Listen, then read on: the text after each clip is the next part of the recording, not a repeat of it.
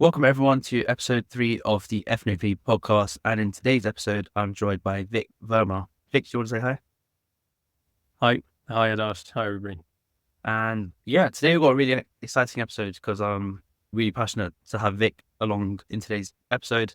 Me and Vik are actually on the same board at the Mix, so it's good to have someone that I actually have formed a close relationship over the last few years with. And just as a way of introduction, Vik is a passionate social change leader, and he's passionate about delivering exceptional services for children and young people.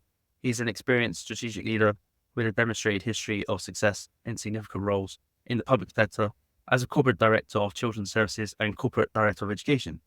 He has successfully established a number of impactful place-based partnerships, collaborating closely with political leaders, schools, health, and the voluntary sector to drive positive change within communities. Throughout his career, Vik has been dedicated to championing initiatives to combat racism, inequality, and disproportionality for children. He serves as a board trustee of the Mix, an outstanding charity providing invaluable support, advice, and guidance on mental health matters to children and young people.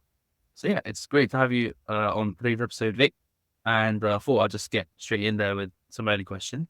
So the first one, can you tell us a bit about your background, like what sparked your passion for working with children and young people? Yeah, no, thanks for having me on. It's good to see you because, both trustees of the Mix. It wouldn't be the same if we didn't plug the brilliant work that Chris Martin and the team do at the Mix as well. Yeah, so I suppose my background was I started my career in education, working with schools and local authorities in their Building Schools for the Future program, which was part of previous governments. And it was really aspirational. We were talking about what does a 21st century school look like if you're building a school from scratch? And it was less about bricks and mortar. It was more about the kind of culture and ambition we have for children and young people. And that got me really interested in the education sector. I did have some opportunities to step out of education and do some different things, but I just really loved it from the start. I think also just being able to sit in a room with leaders and professionals and think about what our ambitions are for children and young people, but also then be able to walk into a school and actually see some of that being delivered. So that got me really energized about being in education. And I worked in my career with charities supporting children and young people, academy trusts and education organizations like local authorities and others. And also did some work in higher education with some universities, some brilliant universities in the north of England and in South Wales. So I'm really privileged to be able to work in this sector. I'm really pleased that I've had the opportunity to keep working in it and stay in it. I think as I've gotten to know more about myself, and I suppose linking back to my own lived experience of my education and friends and family, and then thinking about the way that we advocate for children and young people, I think particularly those that are vulnerable or having disproportionate outcomes. Yeah, I think that's what drives me really. No, that's really interesting because I think one of the, like you mentioned, like disproportionate impact on children and young people, and that's been one of your passions. Were there any, and you mentioned your lived experience, were there any sort of challenges that you faced in your youth that kind of provided extra motivation to want to work in the sector? Yeah, I think so. I think I was very fortunate to have a really good education, but at the same time, I think in the community I was growing up in, I was one of very few Black or Asian children in our school. So we had totally different lived experiences to our friends. I think I used to joke with some of my friends around, they would call their parents by their first name, for example. It was like a silly thing. And I couldn't even ever imagine going home and saying that to my parents. It was a much more traditional kind of upbringing in lots of ways, despite all of that.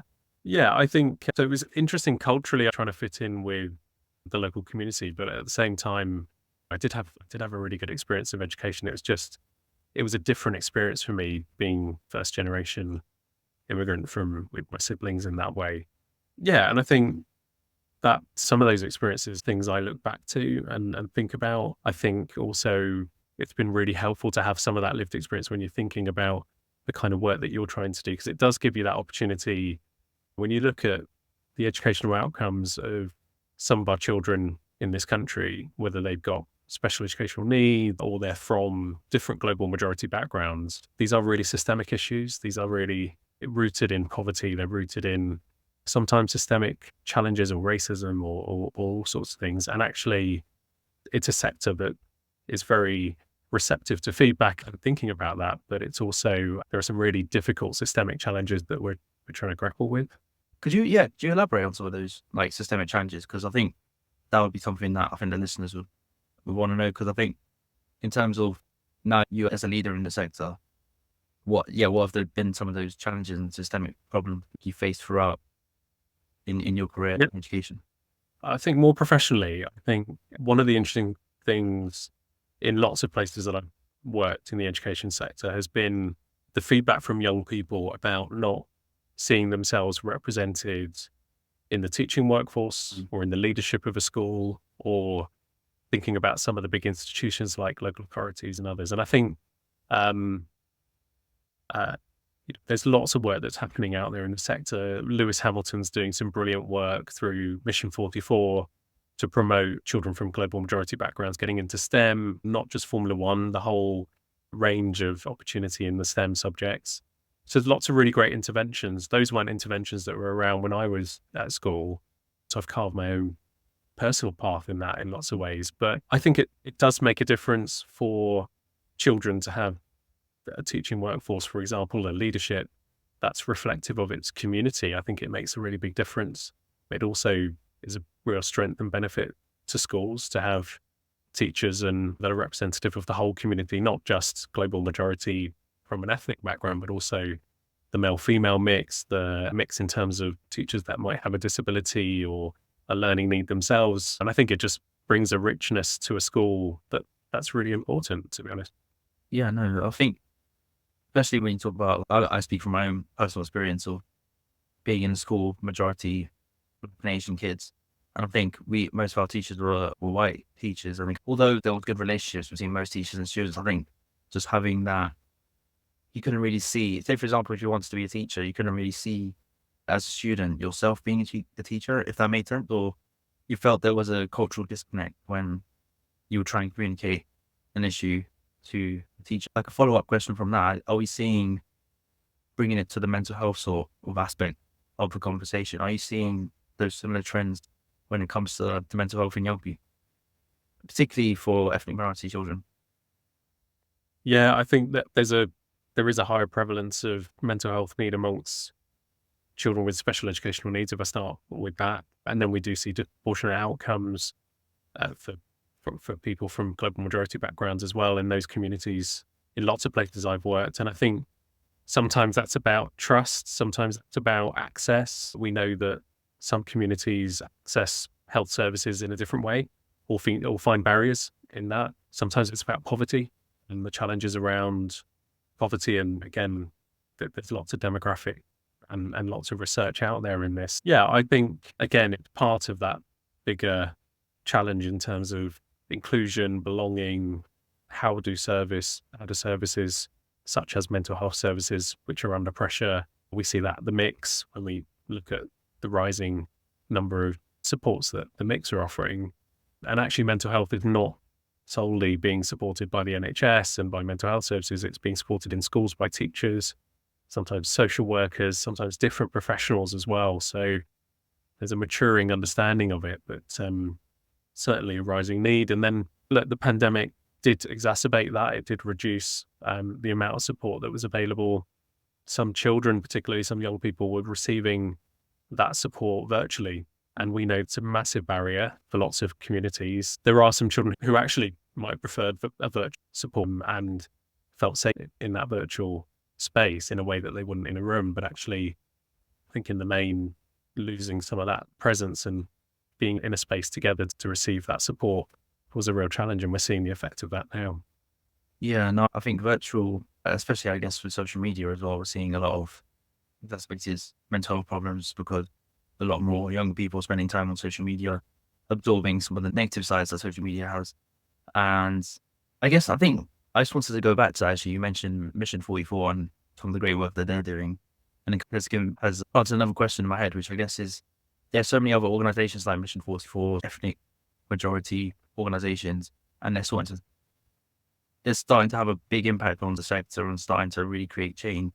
How do you see like organizations such as Mission 44 or similar having impact on the larger institutions, the local governments, the councils, the school? Like, how do you see those collaborations and partnerships working better?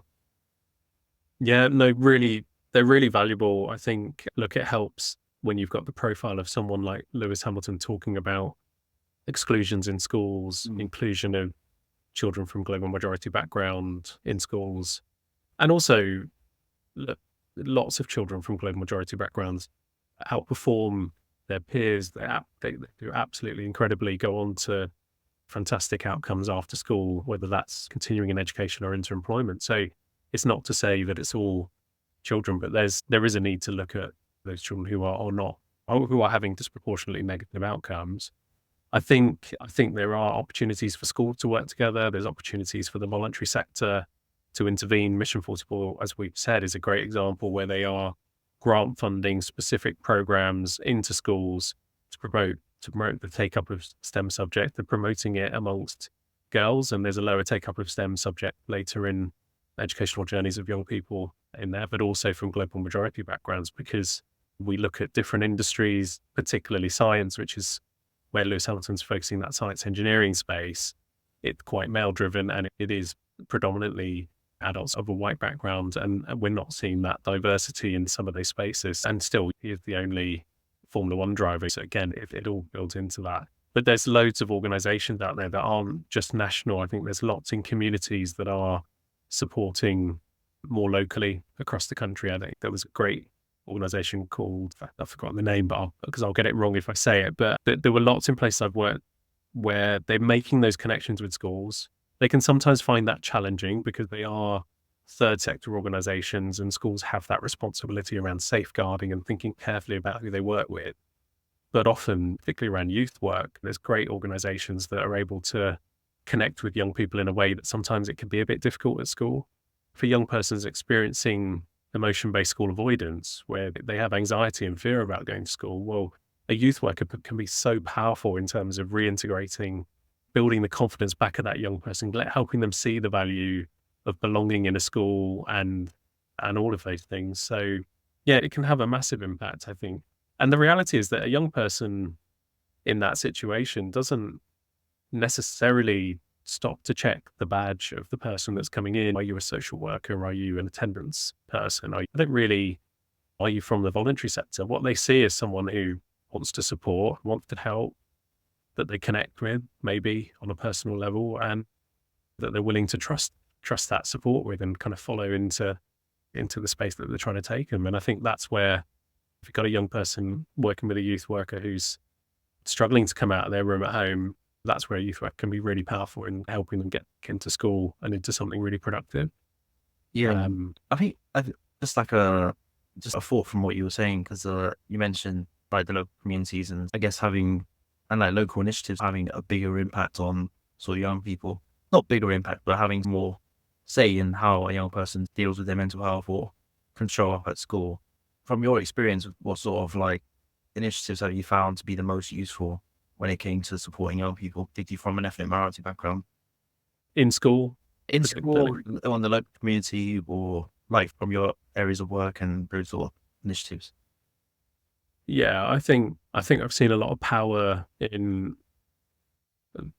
the youth work space for young people that are feeling disaffected or where they're falling out of school and perhaps their attendance is not as high as it needs to be. And I think sometimes youth workers can be really powerful allies in terms of support, whether they're from voluntary sector or working from within a local authority, for example. I think teachers go above and beyond. Often, a lot of the stories I hear is where teachers have worked really hard with the family and schools have worked really hard with the family to help a young person feel included and belonging. The schools that I've been to in my career that are the most inclusive are the ones that celebrate diversity in a way that you can feel it when you walk into the school. You can see it in every classroom. You can hear the young people talk about it, and they accept difference. They accept neurodiversity. They accept people from all sorts of different backgrounds. They celebrate it. They celebrate their achievements. And the majority of schools are incredibly inclusive, welcoming places. When I was working in the southwest of England, we had schools doing incredible work with asylum seeking children who needed a school place at relatively short notice, with children that were disaffected by the war in Ukraine and were arriving here and needing support. and they were just welcoming them. And many of these children, they didn't have the language, they didn't have the understanding of the community. And those schools worked so hard to just make that transition as normal and as welcoming and warm as possible. Yeah, I think it's a combination of services, to be honest. And I think there's lots of different things going on for young people. It could be around learning needs, mental health needs, could be about things happening at home. No one service always has the answer. I think it's about a combination of services that are working together in a mix of voluntary sector, and could be local authority, could be health. That's where the power comes from, regardless of what a child's background is. Mm. Yeah, I think that is. I think it's what makes it a challenge, but also, I think when you mention like the best schools or the best, almost inclusive schools that you find celebrate diversity, I guess is that a piece in education that we're seeing teachers in particular sort of being trained on? Because when I reflect back on my sort of school experience, I wish there were instances where my teachers celebrated more diversity in the school, and I guess they did, but I think it was more open and more, creating those welcoming spaces where you can actually embrace your culture and embrace your differences in a world which is increasingly becoming ever divided. I think, what are the sort of things that you're seeing like within schools? Like you mentioned, those schools that are being more inclusive and they are actually celebrating those diversities. What could schools that aren't doing that at the moment do to become more? I think there's so many great examples of schools that are doing amazing work in this space. They're not doing it. They're doing it off their own backs. They're thinking about the importance of diversity and inclusion. And I think that you can do all of those alongside British values and some of that curriculum space. I would say talk to young people in that space, because they've been the most creative, I think, where school leaders have been able to empower young people to make decisions and set up groups or set up initiatives or set up events to celebrate diversity within the framework of a school. That's been massively powerful, and that's set the tone, because it shouldn't always be about the adult. I think sometimes we're here to support our young people to come up with those ideas and enable them rather than set up these initiatives. So I think some of the best initiatives I've seen have been set up and led by student councils or groups of young people coming together, and often with a leadership in a school that's willing to hand the keys over a little bit and say, why don't you take the lead on this? So a lot of the power's within the school already. I think it's just unlocking it. There's hundreds of examples globally of schools that are amazing at celebrating diversity. There's no lack of good practice to model. And I went to a Church of England school, and we did our prayers in assembly, but we also celebrated Diwali and things like that. So there were moments at school where I had some opportunities to do that. And I know with my own children, they get more of that now, and it's much more understood in terms of how to celebrate that. No, that's amazing. I think, it's a very powerful point, like ensuring that and empowering young people to come up with solutions, and something that I think we're seeing a lot more of, not just within schools, but within society. And I think that kind of, I was to make that connection to the mix and being involved in the mix myself, and being able to contribute to solving mental health challenges that young people are facing. I think, it's a really powerful message. And I think that's one I definitely want to highlight to all our listeners. And I guess just related to that, and you mentioned your family, one question that I really wanted to ask you, particularly because your role at the mix and also your role in education, is mental health and ethnic minority community. I think it's from my own experience as well, don't really talk about their mental health, or if they do, it's looked down upon, it's a stigma. There are all these sorts of challenges that come with communicating your mental health problems to members of your family from an ethnic minority background. So what would you say? What's your opinion on that? What sort of ideas or thoughts do you have on tackling that sort of stigma? Because I think it is particularly when you mention like the pandemic and a lot of all these also social political issues that are influencing a lot of young people. How can we like create a more inclusive environment in homes, in ethnic minority homes, to talk about mental health? Yeah, it's a really good question. It is tricky, isn't it? And I think, if I think of my own upbringing, it wasn't a topic of conversation in the way that now in different communities it can be easier to describe and articulate those things. I think the mix is a great example of a community of young people coming together to support each other. We obviously get loads of feedback around the way the mix has created a really welcoming and safe space for peer-led support as well. And there's some amazing volunteers that are facilitating that and moderating that and making sure that information's out there in a safe way and in an accessible way. And not everybody will want to talk to their family about what's going on for them. Sometimes it's talking to professionals or talking to your teacher. And I think that's the important piece, is that there are more places for young people to disclose and get support. It's really important that they're well signposted and they know where those are. Often it's going to be friend groups and peer groups where young people are getting together, and we need to think about how do we encourage positive social relationships amongst young people where they can have those kinds of conversations and they understand how to support each other, because I think a lot of that, it's important that there's obviously professionals and professional support for young people, but sometimes we talk about it at the mix. Some of that support is just seeking out the first disclosure of a challenge that they might be going through. Could be a breakup with a girlfriend, could be something going on at home. And I think sometimes when we talk about mental health, people are often thinking about the most need, the highest level of need, the most complexity in terms of high levels of anxiety or high levels of depression, for example.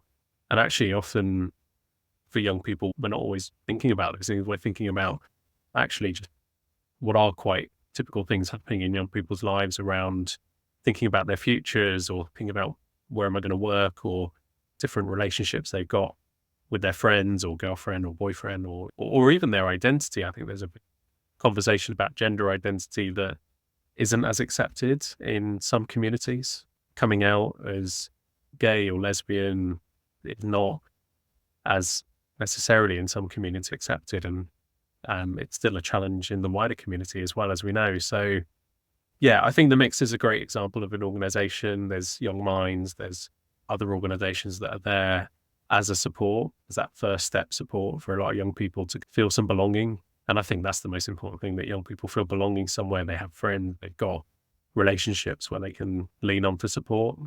And we can all play a role in that as professionals in what we do, in making sure those opportunities are there. No, yeah, I think especially that actually just relates to my next question, which is, I think, like you mentioned, everyone has that responsibility to ensure that we're doing the most that we can to support young people and ethnic minorities in particular deal with these sort of mental health challenges. I think, yeah, my question was related to allyship and sort of whenever we speak on ethnicity and race, I think one of the key questions that I get from a lot of people is, how can I be the best ally? How can I best support? And particularly when it comes, because race and equality is it shouldn't really be the case, but it is a complex issue for a lot of organizations and a lot of people in society to really get to grips with. What advice do you have for like our listeners that want to best support from whether it's in an individual capacity or whether they're working for an organization? What advice do you give to ensure that they can make it easier for particularly young people and from ethnic minorities? Are you thinking about like peers of young people speaking to each other, or professionals speaking to young people? I guess both, to be honest, because I think it'll be unique to see because I guess there'll be quite a few and a lot of young listeners as well that want to best support. So I think from both angles would be amazing to hear. Look, I think actively listening really carefully to what's happening for a young person is really key. And I think often we talk about listening to young people, but really understanding, because actually quite often young people are not expressing things in that very clearly, directly correlated way, in terms of this is often they don't fully understand what's going on for themselves either. And I think listening and being a support and judging, and we would say that to an adult, supporting an adult that's going through a tough time, and we would say exactly the same thing, young person supporting a young person, really. And I think creating that safe space to be heard is often that first step in that kind of non-judgmental space. And it's got to be rooted in young people having really strong social relationships as well. You're not going to disclose things that are happening for you in a space where you've not got trusting friendships. And I think sometimes we need to step back a bit and kind of say, what is a good friendship actually? What does that mean? And because it does put you in a really vulnerable position when you're talking about what's going on for you, or you're talking about something really confidential at home that's happening, or something that is happening between you and a friend. And I think listening, I think there's lots of really good and there's lots of really online, there's lots of resources that are not helpful as well. I don't think some of the social media, TikTok and Instagram reels are necessarily the best place to get support. I think there's some really good trusted organizations like The Mix, like Young Minds, where you can get really good, practical, sensible advice as well in terms of how to support a friend that might be going through a tough time. And then look, professionals are really important in this. We have, depends on what's going on for a young person, but if you're struggling at school, your teachers are there, your Senko, you've got leaders in schools that can be really helpful, educational psychologists. There's a network of people that can support, and there's a really important place for professionals. And yeah, services are under a lot of pressure and funding is a real challenge for a lot of mental health services. But I think it's really important because they are still there to support, they are still there to help, and they're really passionate individuals. They really do connect with young people. Work with some amazing educational psychologists, work with some amazing clinical psychologists as well. So it's an escalating ladder of support, but if you've got strong friendships, it's the most important place to start, isn't it, in terms of who's most accessible to you to give you that support and know how you're feeling.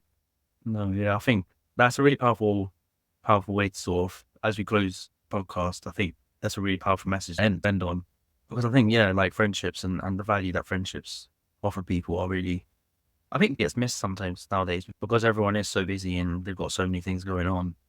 The first thing you neglect is those friendships and that quality time with one another. So that's a really powerful sort of lasting message. I do have a couple of last few questions, which I didn't really prepare you for, but it's going to be a theme of the Ethnically podcast. And it's that I've copied Stephen Butler. I think I've pretty much copied him. And we get each guest to ask the next guest a question. And as you're the third guest, you've been given a question from previous guest. His name is Gleston, and he's a young entrepreneur. And he asked a really interesting question. I think it's quite out there. Just prepare yourself. But his question was, if you couldn't fail, how far would you aim? Oh, crap. That's an amazing question. If you couldn't fail, how far would you aim? It's very... Okay. Take this question from whichever angle you want. Look, I think as someone from a global majority background, I think there have been lots of decisions over my career where I've had to either break through a glass ceiling or just go for it and trust that I'm doing good work and trust in my own ability and all of that. So if I couldn't, I think if I couldn't fail, how far would I aim? Endless, right? I think endless, but also you want to take people with you on that journey, right? And I think make sure there's a ladder for people behind you, because it's not about you. That's the most important thing to me, is it's not about me as a leader working in this sector, for example, in education or in children's services or whatever it is. It's about the opportunities I can create around me. It's about how we do our best work. I'm just part of that journey, really. So aiming high is not a personal endeavor. It's an endeavor for the things that we're trying to do. And in my case, it's about delivering the absolute best services for children, making sure they have an amazing and inclusive education. Those are things that really get me out of bed. And why would we aim low? I've had a really tough time. And if we're going to get it right, let's get it right for that generation. No, definitely. That's a brilliant answer. I think especially that leadership perspective that you provided to the answer in terms of bringing people along the journey with you is a very powerful message. Because I guess when we all have our own individual aims, but I think you've answered that question in a really great way. In terms of, I can definitely see from a leadership perspective how you've taken that question and announced it in a really powerful way. And I guess now it's your turn to ask the next. I'm not going to tell you who the guest is because I think it keeps it interesting. So, what if you had to ask the next guest a question? What would you ask? That's such a great opportunity. And I'm trying to think, because that question was absolutely amazing from your previous guests. So I'm racking my brains as to what you can ask. I think it'll be really interesting to hear your next guest talk about the role of courage in the kinds of change that we want to see, and the kinds of, and I think particularly for children and young people and that next generation, what role do they think courage is going to play in? And the reason I say that is because we know that public services are struggling. We know that we hear every day about challenges around funding of various different services. We hear about how young people are having a tough time and needing support and needing professionals around to support. So it's going to take some brave and bold and courageous decisions. And yeah, it'd be interesting. I don't know who your next guest is, so they might have an interesting take on it. But what role do you think courage will play in the way we respond to the really big challenges our children and young people face? Brilliant. That's a brilliant question. Okay. Whoever the next guest is going to have a really nice question to answer at the end of the next Ethnically episode. Yeah, just want to take this opportunity to thank Vik. You've been absolutely amazing, and you provided some really insightful thoughts and ideas and perspectives to the listeners today. So massive thank you to you, Vik. And looking forward to see what the future holds. Thank you, Adarsh. No, it's such a pleasure to be here with you, and thank you for what you're doing on the podcast. It's great, really great to be invited on.